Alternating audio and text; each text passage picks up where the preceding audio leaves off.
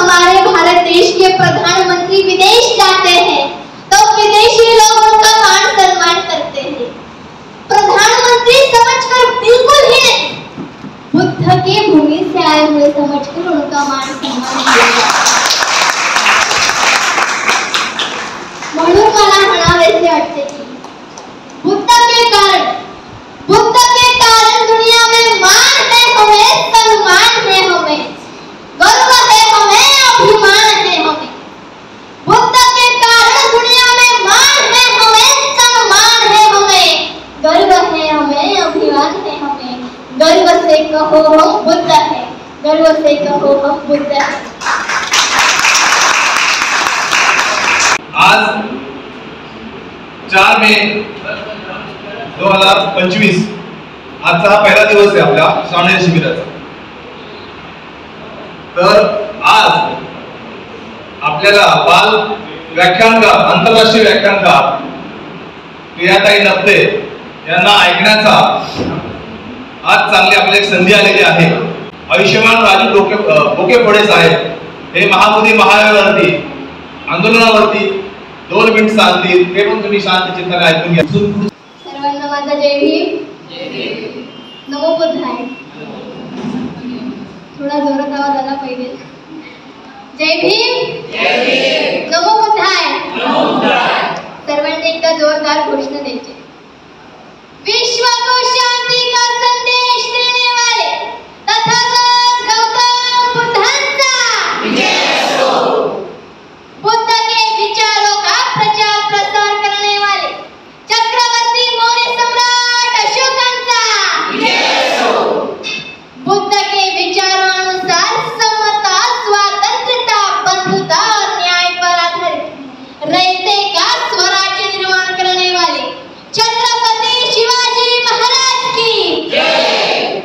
महिला और बहुजनों के लिए पहली स्कूल शुरू करने वाले क्रांति सूर्य महात्मा ज्योतिराव फुलेंचा जय।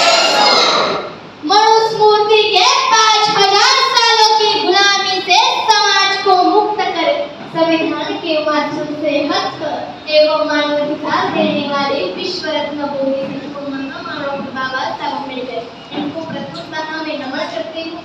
जोर से घोषणा देनी है डॉक्टर बाबासाहेब आंबेडकरांचा जय हो।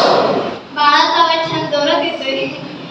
विश्वाला शांतीचा संदेश देणारे तथागत गौतम बुद्ध, बुद्धांच्या विचाराचा प्रचार प्रसार करणारे चक्रवर्ती मौर्य सम्राट अशोक, बुद्धांच्या विचारानुसार म्हणजे समता, स्वातंत्र्यता, बंधुता व न्यायावर आधारित रयतेचं स्वराज्य निर्माण करणारे छत्रपती शिवाजी महाराज, महिला व बहुजनांसाठी पहिली शाळा सुरू करणारे महात्मा ज्योतिराव फुले आणि मनुस्मृतीच्या 5000 वर्षाच्या गुलामीतून तुम्हा मला अर्थात समाजाला मुक्त करून संविधानाच्या माध्यमातून हक्क व मानवाधिकार देणारे डॉक्टर बाबासाहेब आंबेडकर।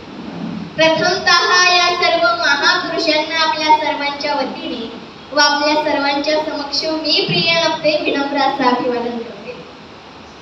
श्रावणी शिबिराचा पहिलाच दिवस आहे आणि पंकज दीपक सर यांनी मला येथे निमंत्रित केले।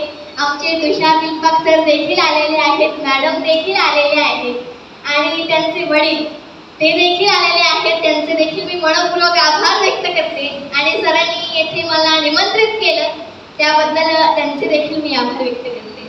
खूप छान वाटले तुम्हामध्ये येऊन आणि खरं तर मी खूप छोटी आहे, मला ऑड फील होतंय की मी तुम्हाला महात्मा ज्योतिराव फुले असतील सर्व महापुरुष सांगणार आहे, त्याचबरोबर आजच्या भारताची परिस्थिती देखील सांगणार आहे।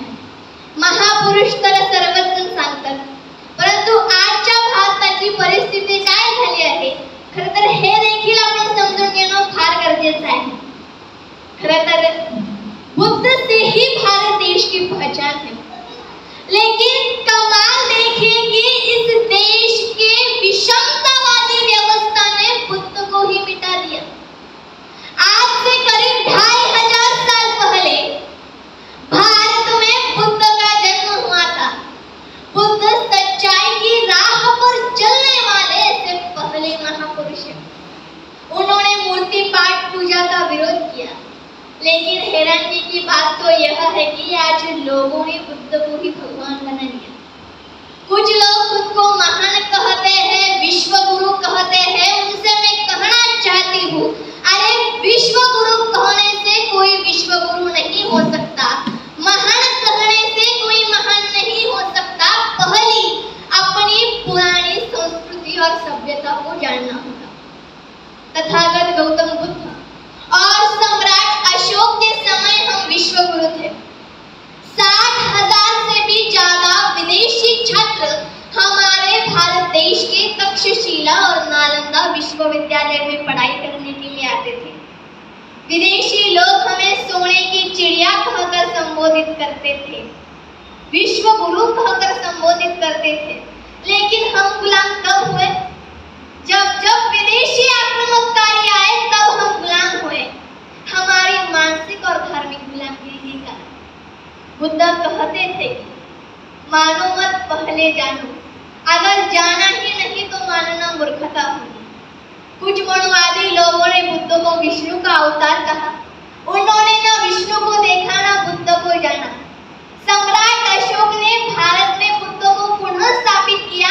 उनके बाद विश्व रत्न बोधिसत्व महामानव डॉक्टर बाबा साहब अम्बेडकर, इन्होंने 1956 में संविधान और राष्ट्रीय ध्वज पर बुद्ध को स्थान दिया। आज भी कुछ लोग कहते हैं हमें युद्ध नहीं बुद्ध चाहिए। उन मनवादी लोगों से मैं कहना चाहती हूँ कि सत्य छुपाया जरूर जा सकता है, लेकिन सत्य मिटाना असंभव है। ये बात हमें समजनी होगी। खरं तर बुद्धांचं कार्य हे आमच्यापर्यंत पोहोचलंच नसतं जर चक्रवर्ती मौर्य सम्राट अशोक यांनी मोठी धम्माची क्रांती केली नसती, प्रचार प्रसार केला नसता। त्यानंतर डॉक्टर बाबासाहेब आंबेडकर यांनी आपल्याला बुद्ध हे कोण आहेत हे सांगितलेलं आहे। म्हणून मला म्हणावेसे वाटते की दीनदलितांच्या उद्धारा, अहो दीनदलितांच्या उद्धारा केले जीवाचे रान, दीनदलितांच्या उद्धारा केले जीवाचे रान, माता भगिनींना घटनेत केले माणूस म्हणून सन्मान, माणूस म्हणून सन्मान। अहो केला 14 तळ्याचा सत्याग्रह, केला 14 तळ्याचा सत्याग्रह, मनुस्मृतीचे केले दहन, मनुस्मृतीचे केले दहन। अशा या महामानवाला डॉक्टर बाबासाहेब आंबेडकरांना मी प्रियानपणे करते नमन करते। खरं तथागत गौतम बुद्ध यांच्या वडिलांचे नाव शुद्धोधन असे होते। ते शाक्य कुली वंशाचे शासक म्हणजेच शेतकरी कुणबी राजा होते आणि सिद्धार्थ गौतम बुद्ध यांनी वयाच्या 29व्या वर्षी आपला सुखी संसार सोडून रानावनांचा मार्ग धरला। आत्मदीप भव असा महान संदेश दिला, तुम्हीच तुमचे गुरु होऊ शकता, तुम्हाला तथाकथित गुरु करण्याची गरज नाही आणि कोणाच्या शरण अथवा पाया पडण्याचीही गरज नाही। खरं तर सुखकर्ता दुःखहर्ता कोण हे आपणा सर्वांना माहिती असलं पाहिजे। जगात दुःख आहे हे सांगणारा पहिला बुद्ध होता, जगात दुःख आहे हे सांगणारा पहिला बुद्ध होता आणि अष्टांग मार्गाने दुःख नष्ट होते हेही सांगणारा पहिला बुद्ध होता। जगातलं दुःख नष्ट करून सुख मिळवून देणाराही पहिला बुद्ध होता, म्हणून लोक त्यांना सुखकर्ता दुःखहर्ता असे म्हणतात। हा इतिहास आहे, हा तुम्हाला माहिती असणं गरजेचं आहे। खरं तर नमो तस्स भगवतो अरहतो सम्मा संबुद्धस्स याच्यातील जो शब्द आहे भगवा म्हणजे भगवतो, भगवा म्हणजेच ब्राईट एनलाइटमेंट वन। खरं तर तो शब्द आहे भगवा, तो आपल्या जीवनाचा रंग देखील आहे आणि छत्रपती शिवरायांनी बुद्धांना आदर्श मानलेला आहे। समता, स्वातंत्र्यता, बंधुता व न्यायावर आधारित त्यांनी रयतेचं स्वराज्य निर्माण केलं आणि आपलं जे पथक आहे त्याला त्यांनी भगवा हा रंग दिला आणि जो तथागत गौतम बुद्धांचा चिव्वलचा रंग आहे तो म्हणजेच भगवा आणि त्याचा आदर्श छत्रपती शिवरायांनी घेतलेला आहे। म्हणजे महापुरुषांची चळवळ ही एकच होती जी मनुवादी व्यवस्थेविरुद्ध होती। आज देखील आपणा सर्वांना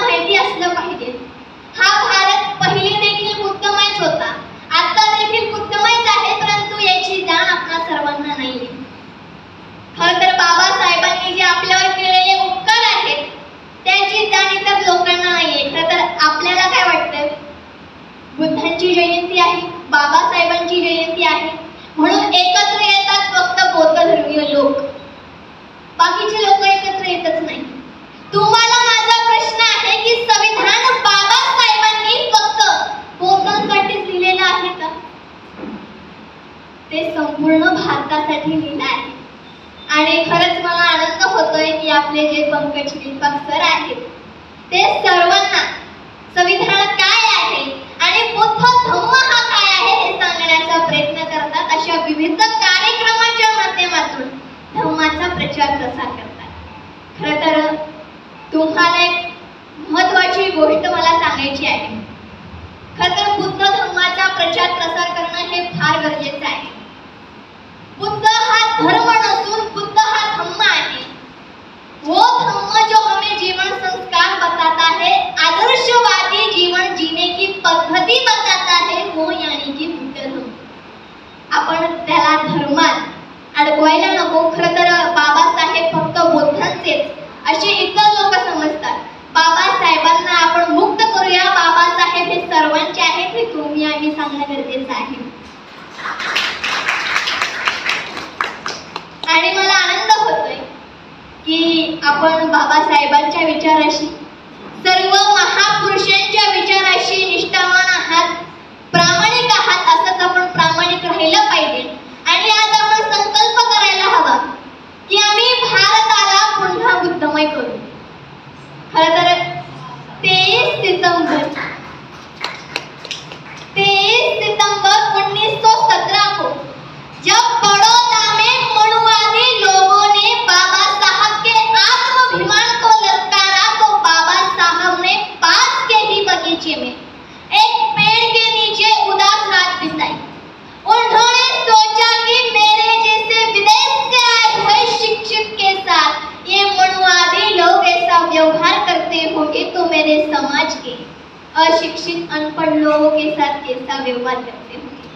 उसी पेड़ के नीचे बाबा साहब ने संकल्प किया कि मैं मेरा पूरा जीवन इस उपेक्षित समुदाय का जीवन बेहतर बनाने में लगाऊंगा. मैं उन्हें हक और मानवाधिकार दिलाऊंगा जो उन्होंने हमें संविधान के माध्यम से दिलाए हैं. जिस धर्म का आधार वर्ण भेद व्यवस्था है उस धर्म को डॉक्टर बाबा साहब अम्बेडकर ने त्याग किया और बुद्ध धर्म स्वीकारा. खरं तर इसी बात पर मैं कहना चाहती हूँ, अरे इंसान को इंसान बनाने के लिए, इंसान को इंसान बनाने के लिए बुद्ध ने राज्य छोड़ा. इंसान को इंसान बनाने के लिए बुद्ध ने राज्य छोड़ा. सम्राट अशोक ने युद्ध छोड़ा. फुले ने घर छोड़ा और मेरे डॉक्टर बाबा साहब अम्बेडकर ने धर्म छोड़ा. खरं तर 1935 ला बाबासाहेबांनी त्यांच्या व्याख्यानात एक घोषणा केली होती. ते म्हणाले होते, जरी माझा जन्म हिंदू धर्मात जरी झाला असेल तरी मी हिंदू धर्मात मरणार नाही. तुम्हाला प्रश्न पडला असेल की बाबासाहेबांनी त्वरितच धर्मांतर का नाही केलं. या पाठीमागचं कारण म्हणजे इतिहासात ज्या महापुरुषांनी विषमतावादी धर्म त्याग करून मानवतावादी बुद्ध धर्म स्वीकारला त्या महापुरुषांची हत्या झालेली दिसून येते. आणि बाबासाहेबांना त्यांचे कार्य पूर्ण करायचे होते जे त्यांनी केले. संविधानाच्या माध्यमातून आम्हाला माणूस म्हणून जगण्याचा अधिकार मिळवून दिला. फंडामेंटल राईट असते. खरं तर ही बाबासाहेबांची देणगी आहे. आणि बाबासाहेबांनी केलेले उपकार आहेत आपल्यावर, त्याची जाणीव आपल्या सर्वांना असायलाच हवी. बाबासाहेबांनी 1956 ला 14 ऑक्टोबरला बुद्ध धर्म स्वीकारला. तुम्हाला आणखीन एक प्रश्न पडला असेल की बाबासाहेबांनी 14 ऑक्टोबरलाच का बुद्ध धर्म स्वीकारला. या पाठीमागचं कारण म्हणजे 14 ऑक्टोबरला अशोक विजयादशमी होती. ज्या दिवशी सम्राट अशोक यांनी आपल्या हातातली तलवार खाली ठेवून मोठी धम्माची क्रांती केली, तो दिवस म्हणजे अशोक विजयादशमीचा दिवस. आणि त्याच दिवशी बाबासाहेबांनी बुद्ध धर्म स्वीकारला. आपल्या 5 लाख अनुयायांसमवेत नागपूर येथे त्यांनी बुद्ध धर्म स्वीकारला.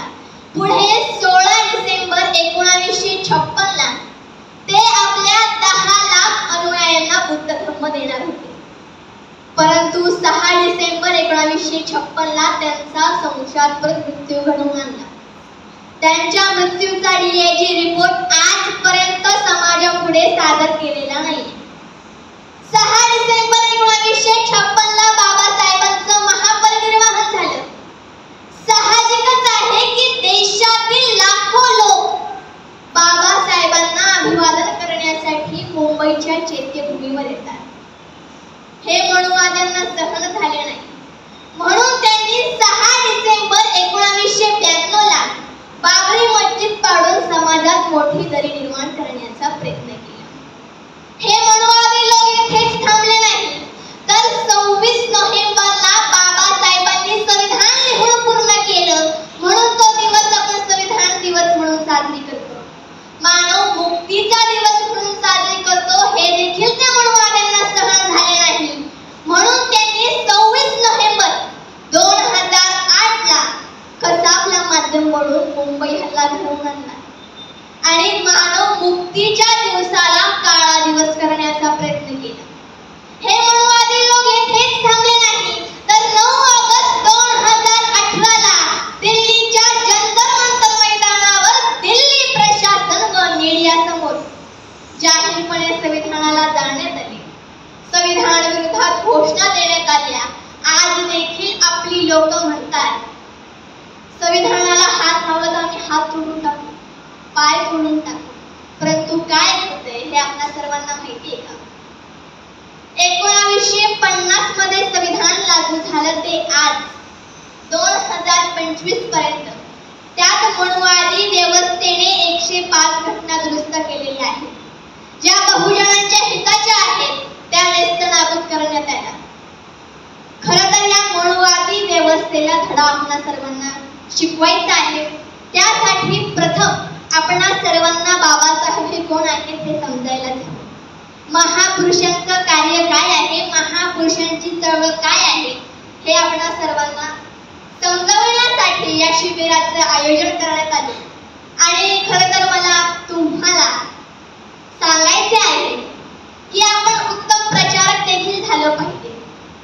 जर तथागत गौतम बुद्धांचा धम्म आहे त्याचा प्रचार चक्रवर्ती मौर्य सम्राट अशोक यांनी केलाच नसता तर तुम्हा आम्हाला बुद्ध धम्म हा माहिती झाला नसता. खरं तर आपण देखील प्रचार करायला हवा धम्माचा. जो धम्म तुम्हा आम्हाला मानवतावाद सांगतो, समता, स्वातंत्र्यता, बंधुता व न्यायाची शिकवण देतो, तो धम्म हा सर्वांचा आहे. धम्म हा सर्वांचा आहे, तो सर्वांना सांगण्याची जबाबदारी ही आपली आहे. खरं तर असं नको व्हायला की आपण नुसतंच जय भीम म्हणतोय, बाबासाहेबांची घोषणा देतोय, तथागत गौतम बुद्धांची घोषणा देतोय, जय जयकार करतोय आणि दुसऱ्या दिवशी तसंच होऊन जातोय. आपल्या नॉर्मल जीवनात आपलं काम करतोय, परंतु आपलं काम करायचंच आहे आणि त्याचबरोबर बाबासाहेबांनी जे आपल्याला बाबासाहेबांची इच्छा होती की भारत हा पुन्हा बौद्धमय व्हावा, परंतु तो झालाय का? नाही. जे आपलं महाबोधी महाविहार आहे त्यावरती आज ब्राह्मणांचा कब्जा आहे. जैसे कि मक्का मदीना पर मुस्लिमों का सर्वोच्च अधिकार है, क्रिश्चियनों का चर्च पर अधिकार है, वैसे ही महाबोधि महाविहार पर बौद्धों का अधिकार है. लेकिन वो अधिकार मनुवादी व्यवस्था ने छीन लिया है. तर आपण त्या महाबोधी महाविहारच्या आंदोलनात सक्रिय सहभागी झाला पाहिजे, कारण की ती आपल्या महापुरुषांची आठवण आहे, महापुरुषांचा इतिहास आहे, त्याची जाण आपल्या सर्वांना असायलाच हवी. खरं तर तुम्हाला छत्रपती शिवरायांचा जन्म हा कुठे झाला आहे हे माहितीच असेल. शिवरायांचा जन्म हा शिवनेरी किल्ल्यावर झाला. शहाजी महाराज यांचा जन्म जगप्रसिद्ध बुद्धलेणी असलेल्या वेरूळ येथे झालेला आहे. म्हणजे साहजिकच आहे की त्यांच्यावर बुद्धांच्या विचाराचे म्हणजे समता, स्वातंत्र्यता, बंधुता व न्यायाची शिकवण होती. आणि जेव्हा राजमाता जिजाऊ यांच्या पोटात बाळ शिवबा होते तेव्हा ते शिवनेरी किल्ल्यावर आहे, कारण त्या किल्ल्यावर चौफेर बुद्धलेणी आहे. बाळ शिवबांवर बुद्धांच्या विचाराचा प्रभाव व्हावा म्हणून ते रस्त्यावर आले होते. त्या काळी बौद्ध भिक्षुक शिवनेरी लेण्यांवरून बुद्ध धर्माचा प्रचार प्रसार करीत असत. जेथे शिवराय यांचा जन्म झाला तेथून 50 मीटर अंतरावर एक मोठी मस्जिद आहे. त्या मस्जिदीखाली एक विशाल बुद्ध विहार आहे, परंतु त्या बुद्ध विहाराचा वापर आज पाणी साठविण्यासाठी केला जातो. हौद म्हणून केला जातो. ही दुर्दैवाची गोष्ट आहे. 6 जून 1674 ला शिवराय यांचा राज्याभिषेक झाला. दादा भट्टाने तो आपल्या डाव्या पायाच्या अंगठ्याने केला. आपल्या कर्तृत्ववान मुलाचा अपमान राजमाता जिजाऊ यांना सहन झाला नाही, म्हणून त्या 17 जून 1674 ला मृत्यू पावला. पुढे शिवरायांनी आपला दुसरा राज्याभिषेक केला. 24 सप्टेंबर 1674 ला शाक्त म्हणजेच बुद्ध पद्धतीने निश्चलगिरी गोसावी द्वारा त्यांनी आपला दुसरा राज्याभिषेक केला आहे. आणि संभाजी महाराज यांनी देखील 16 जानेवारी 1681 ला शाक्त म्हणजेच बुद्ध पद्धतीने आपला राज्याभिषेक केला आहे. म्हणजेच छत्रपती शिवाजी महाराज आणि संभाजी महाराज हे बुद्धांच्या विचाराशी प्रभावित होते. खरं तर बाबासाहेब म्हणाले होते, मला संविधान लिहिताना जास्त विचार करावा लागला नाही, कारण शिवाजी महाराज, संभाजी महाराज आणि बुद्धांचे जीवन कार्य माझ्या डोळ्यासमोर होते. बाबासाहेब म्हणाले होते, देशातला पहिला क्षुद्र छत्रपती शिवाजी महाराज आहेत, कारण त्यांच्या राज्याभिषेकावेळी मनुवाद यांनी त्यांना क्षुद्र म्हणून अपमानित केले आणि 3 एप्रिल रोजी कोकणस्थ ब्राह्मण मोरोपंत पिंगळे याने धर्मात विष देऊन त्यांचा विश्वासघात केला.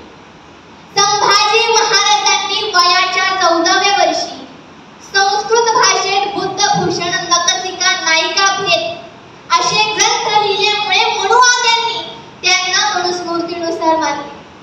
तप्त सैने डोळे फोडले, कान फोडले, जीभ कापली व हातापायाची बोटे छाटून अंगाची साल काढून हाल हाल करून मनुस्मृतीनुसार मारले. खरं तर बाबासाहेब जेव्हा देशात लोकशाही राज्यघटना अर्पित करताना ते म्हणाले होते, पहिले राजा राणीच्या पोटातून जन्म घ्यायचा, तो आता सर्वसामान्याच्या मताने मतपेटीतून घेईल. बरोबर आहे. परंतु आता काय आले आहेत? EVM machine.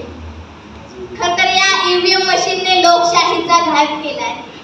बाबासाहेब नेहमी म्हणायचे, गुन्हेगार वह होता है जो गुन्हा सहत आहे, आणि आज आपण तेच करत आहोत. खरं तर एक छोटंसं उदाहरण देते.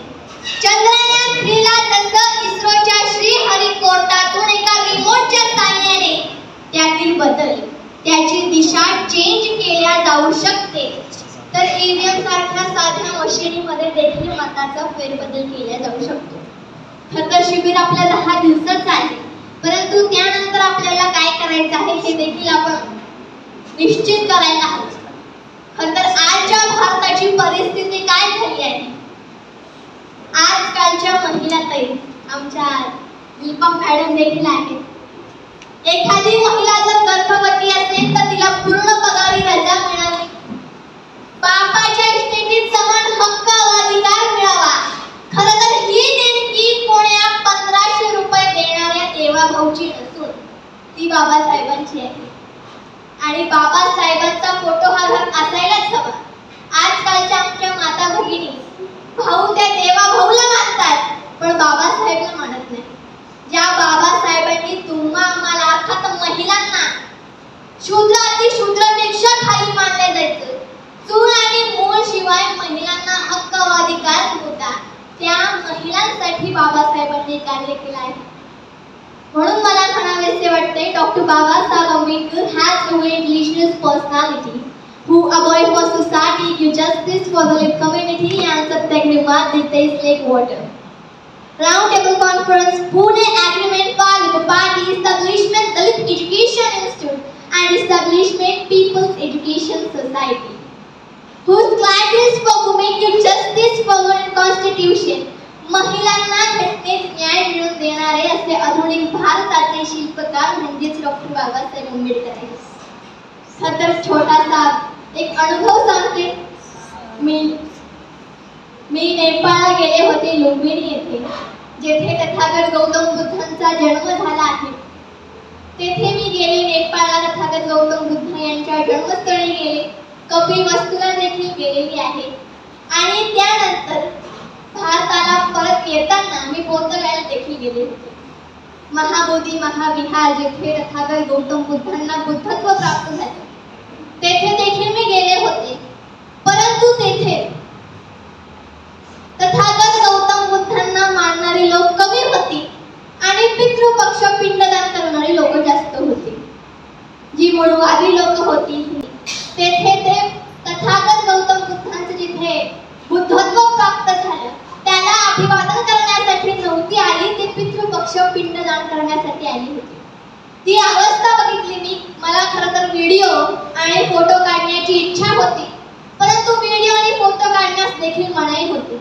म्हणजे ही मनुवादी व्यवस्था आज आपल्या महापुरुषांच्या ऐतिहासिक जो हमारे दस्तावेज है वहां पर जाकर अपना कब्जा प्राप्त कर रही है. खरं तर या महाबोधी महाविहार आंदोलनासाठी इतर देशातली लोक देखील फार मोठ्या संख्येत सक्रिय आहेत, परंतु आपल्या भारतातली लोकच नाही. जी तथागत गौतम बुद्धांना मानतात, जी बाबासाहेबांना मानतात, ते कार्यक्रम आयोजित करतात जयंतीचा, बुद्ध जयंतीचा, तेवढं पुरतं तेवढंच. परंतु भारतात काय घडतं याची जाणीव त्यांना अजिबात नाही. जाणीव आहे परंतु सहभागी होण्याची इच्छा अजिबातच नाही. आणि त्याच महाबोधी महाविहार आंदोलनासाठी आपण सर्वजण सक्रिय सहभागी व्हायचे. त्या महाबोधी महाविहार जे आपल्या तथागत गौतम बुद्धांचा आहे त्याला आपल्याला मनुस्मृतीपासून म्हणजे जी मनुस्मृती ब्राह्मणांची आहे त्या ब्राह्मणांपासून आपल्याला वाचवायचे, कारण ते आपल्या बुद्धांचं आहे. आणि बुद्ध हे भारताचे आहेत आणि त्यांचा इतिहास हा तुम्हाला तर माहितीच आहे. खरं मी फार छोटी आहे, मी आपल्या सर्वांना फक्त एक रिवाइज करून दिलेला आहे. आणि मला आपल्या सर्वांना आणखीन एक गोष्ट सांगायची. जब जब हमारे भारत देश के प्रधानमंत्री विदेश जाते हैं तो विदेशी लोग उनका मान सम्मान करते हैं. प्रधानमंत्री समझकर बिल्कुल ही नहीं, बुद्ध की भूमि से आए हुए समझकर उनका मान सम्मान किया जाता है. म्हणून मला म्हणावेसे वाटते की बुद्ध के कारण दुनिया में मान है हमें, सम्मान है हमें, गर्व है हमें, अभिमान है हमें.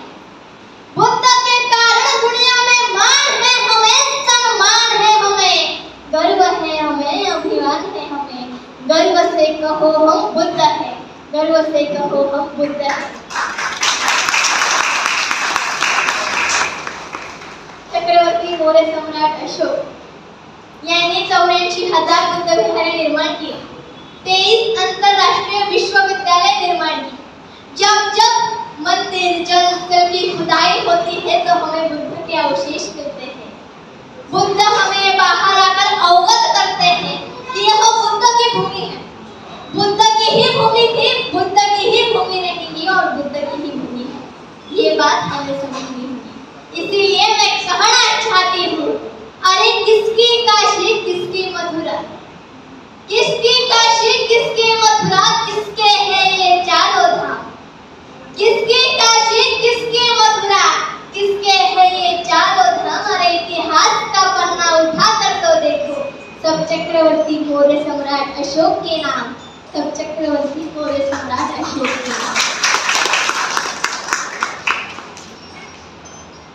आज की भारत की परिस्थिति को देखकर मैं कहना चाहती हूँ, आज का भारत का युवा इतना वीर है कि मंदिर मस्जिद के लिए खून तक बहा सकता है, लेकिन कायर इतना है कि जो रोजगारों के मुद्दों पर सवाल तक नहीं उठाता.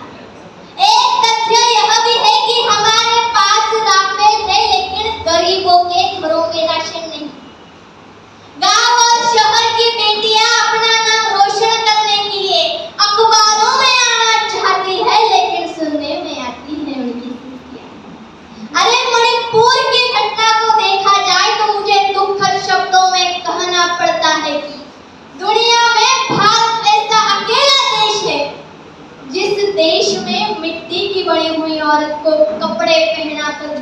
कहा जाता है, नमन किया जाता है, और जिंदा औरत को निर्दस्त कर सड़कों पर घुमाया जाता है। क्या अभी भी लगता है हम स्वतंत्र हैं? इसी बात पर मुझे वो अण्णा भाऊ साठे की काव्य पंक्तियां याद आती हैं। अण्णा भाऊ साठे म्हणतात, ही न्याय व्यवस्था काही कांची रखेल झाली, ही न्याय व्यवस्था काही कांची रखेल झाली, ही संसद देखील हिजाड्यांची हवेली झाली, हिजाड्यांची हवेली झाली। मी माझ्या व्यथा मांडू कोणाकडे, मी माझ्या व्यथा मांडू कोणाकडे, कारण येथील न्याय व्यवस्था भ्रष्टतेने रंगीण झाली, भ्रष्टतेने रंगीण झाली। खरं तर माझी एक इच्छा आहे, आपण सर्वांनी हे शिबिर झाल्यानंतर बुद्ध धम्माचा प्रचार प्रसार करावा, जेणेकरून पुन्हा हा भारत देश बुद्धमय होईल। 1 नोव्हेंबर एक छोटा-सा अनुभव बताना चाहती हूँ। 1 नवंबर 2022 को मैं अजंता गुफाएं देखने गई थी। वहाँ के शिल्प तथा चित्र देखकर मैंने संकल्प किया कि मैं भारत को ही नहीं तो पूरे विश्व को बुद्धमय बनाऊंगी। आणि हा संकल्प आपण सर्वांनी देखील करायला हवा, आणि मला खात्री आहे की हा भारत देश पुन्हा बुद्धमय होईल, लवकरात लवकर होईल। आणि आनंद होतोय की छान आपल्या बालिका देखील येथे उपस्थित आहेत, बुद्ध धर्माचे ज्ञान घेत आहेत। त्या बालिकेसाठी देखील जोरदार टाळ्या झाल्या पाहिजे। असंच तुम्ही देखील बुद्ध धर्माचे ज्ञान हे इतर लोकांना सांगितलं पाहिजे, कारण की ते पूर्वीचे बुद्धच होते, परंतु मनुवाद्यांनी त्यांना जाती धर्मात अडकवले, जात व्यवस्था निर्माण केली। ते पूर्वीचे बुद्धच आहेत, त्यांना त्यांची ओळख करून द्यायची आहे। म्हणून आपण सर्वांनी समता, स्वातंत्र्यता, बंधुता व न्यायाची शिकवण पुढे न्यायची आहे, आणि भारतालाच नव्हे तर पूर्ण विश्वाला बुद्धमय बनवायचं आहे। यावर आपण सर्वांनी काम करायचं आहे, आणि मला आनंद होतोय सर, आमचे पंकज दिलपाक सर ते काम करत आहेत, आणि 10 दिवसाचं शिबिर घेणं ही साधी गोष्ट नाहीये। तर त्यांचे मी मनपूर्वक अभिनंदन करते, आणि त्यांनी असंच पुढे देखील कार्य करत राहावं याबद्दल खूप खूप शुभेच्छा देते। आणि बुद्धभूषण सेवा संघ बुद्ध विहाराचे आपले अध्यक्ष रोकडे साहेब, या उपाध्यक्षा पांडुरंग कांबळे साहेब हे देखील या कार्यक्रमास उपस्थित आहेत, त्यांचे देखील मी मनपूर्वक आभार व्यक्त करते। आणि आमच्या आर्याजी महामुनी मेहता या देखील येथे उपस्थित आहेत, त्यांचे देखील मी मनपूर्वक आभार व्यक्त करते। आणि आपणा सर्वांना माझा जय भीम। जय भीम। आवाज का येतो? जय भीम। आपल्याला भारताचीच नव्हे तर नेपाळची लोक देखील बघत आहेत, जोरात म्हणायचं जय भीम। जय भीम। नमो बुद्धाय। हा धम्म जसा शांतीचा आहे तसाच क्रांतीचा देखील आहे, तर आपण क्रांती देखील करायची आहे। सर्वांना माझा जय भीम, जय शिवराय, नमो बुद्धाय। खूपच सुंदर डॉक्टर सुभाष नप्ते सर यांची कन्या प्रियाताई नप्ते यांच्या या व्याख्यानाबद्दल जोरदार टाळ्या। थोडक्यात त्यांनी भारतच नव्हे जग कसा बौद्धमय होईल या दृष्टीने पहिले पाऊल कसं टाकावं याचं त्यांनी मनोगत व्यक्त केलेलं आहे। ची वेळ आयुष्यमान राजू बोकेफळे साहेब, धन्यवाद। सर्वांना नमो बुद्धाय, जय भीम। आताच आपण प्रिया दिदी नप्ते यांचं व्याख्यान ऐकलं। बरंच काही बुद्ध आणि धम्मावरती प्रवचन माहिती विस्तृत पद्धतीने दिलेली आहे, तर मी आपल्या थोडक्यात माहिती देण्यासाठी इथं उपस्थित आहे। तर येत्या 6 व 7 मे रोजी मुंबई ते उल्हासनगरला 2 दिवसीय धम्म प्रशिक्षण शिबिर आयोजित केलेलं आहे। तर त्या धम्म प्रशिक्षण शिबिरामध्ये महत्त्वपूर्ण 2 विषयांवरती 2 दिवस चर्चा होणार आहे। बाबासाहेबांनी भारत बौद्धमय करण्याची ब्लूप्रिंट काय होती, बाबासाहेब कशा प्रकारे भारत बौद्धमय करणार होते, आणि दुसरा विषय असा आहे की भारतातून बौद्ध धर्म कसा लयास घ्यावा लोप पावला, या 2 विषयावरती 2 दिवसीय धर्म प्रशिक्षण शिबिर आहे आयोजित केलेलं. तर इथं उपस्थित असलेल्या बौद्ध बांधव असतील, आमच्या अन्वयी असतील आणि त्या बौद्ध शिबिरास जास्त संख्येने उपस्थित राहावं असं त्यांना मला आवाहन करायचं आहे. आणि बरेच तिथं तुम्हाला माहिती ऐकायला भेटलेलं ऐतिहासिक आणि सांस्कृतिक सगळे धर्माच्या बद्दल. तर एवढंच मला सांगायचं होतं. बुद्धाचे धन्यवाद व्यक्त करतो, आपल्याला मंगल कामना व्यक्त करतो. येणारे 10 दिवस आपल्या जीवनामध्ये धार्मिक विषयी अमूलाग्र बदल घडेल, धर्माविषयी प्रचार आणि प्रसार करण्याची आपल्या मनामध्ये शक्ती निर्माण होईल, अशा प्रकारची बुद्धचरणी वंदना करतो.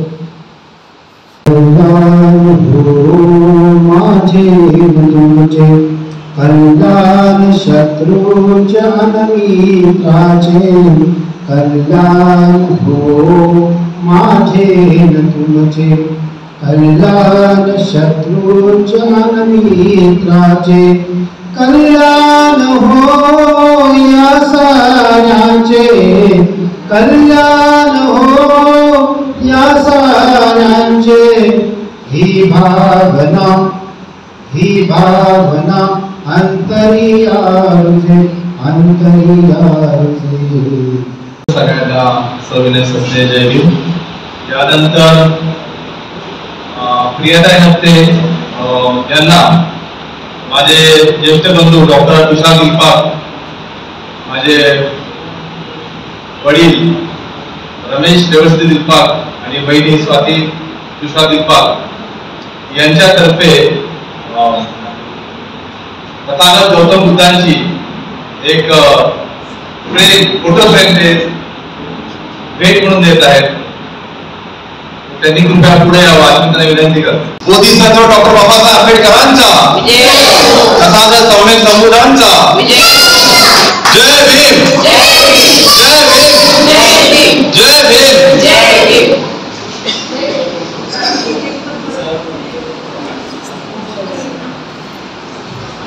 यानंतर जब हमारे भारत देश के प्रधानमंत्री विदेश जाते हैं तो विदेशी लोग उनका मान सम्मान करते हैं. प्रधानमंत्री समझकर बिल्कुल ही बुद्ध की भूमि से आए हुए समझकर उनका मान सम्मान म्हणून मला म्हणावेसे वाटते की बुद्ध के कारण दुनिया में मान है हमें, सम्मान है हमें, गर्व है हमें, अभिमान है हमें.